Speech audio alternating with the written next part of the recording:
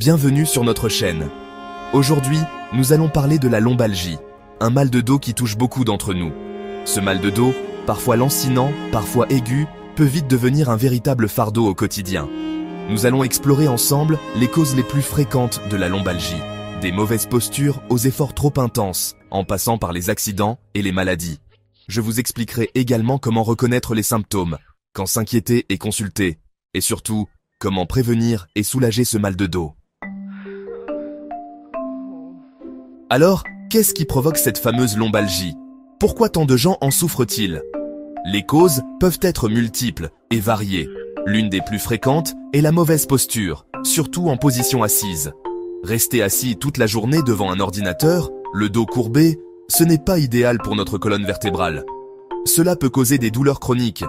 Ensuite, nous avons les efforts physiques trop intenses, qui sont également une cause majeure. Porter des charges lourdes sans précaution, comme se baisser en pliant le dos au lieu de fléchir les jambes, peut avoir des conséquences douloureuses et durables. Un faux mouvement pendant le sport, une chute ou même un accident de voiture peuvent également être à l'origine de la lombalgie.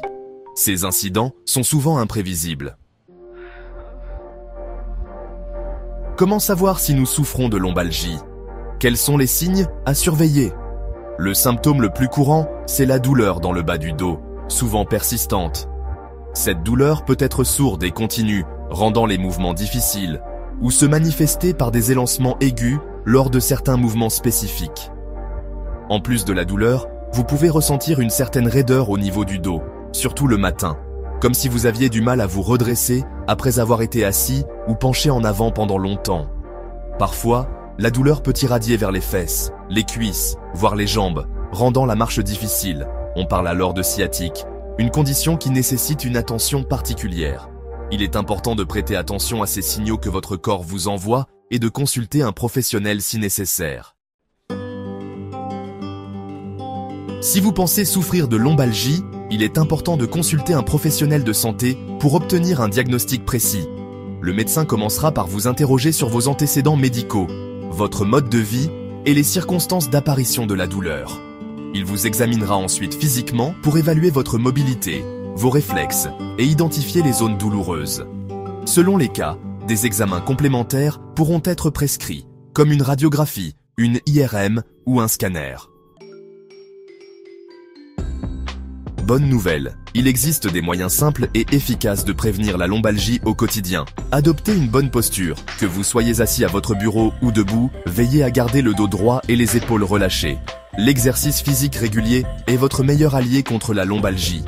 La natation, la marche, le yoga ou le pilates sont d'excellents moyens de renforcer les muscles du dos et d'améliorer sa souplesse. Apprenez à soulever les objets lourds correctement, en pliant les genoux et en gardant le dos droit. Dans la majorité des cas, la lombalgie est bénigne et disparaît en quelques jours ou quelques semaines, sans nécessité de traitement particulier. Cependant, certains signes doivent vous alerter et vous inciter à consulter un médecin rapidement, sans attendre. Une douleur intense qui persiste malgré la prise de médicaments. Une douleur qui s'accompagne de fièvre, de perte de poids inexpliquée ou de troubles urinaires ou intestinaux doit vous alerter. De même, si la douleur irradie dans la jambe et s'accompagne d'une faiblesse musculaire ou d'une perte de sensibilité, il est crucial de consulter. Il est important de consulter rapidement pour éviter toute aggravation. Une prise en charge rapide et adaptée est essentielle pour éviter les complications et retrouver une bonne qualité de vie, sans douleur.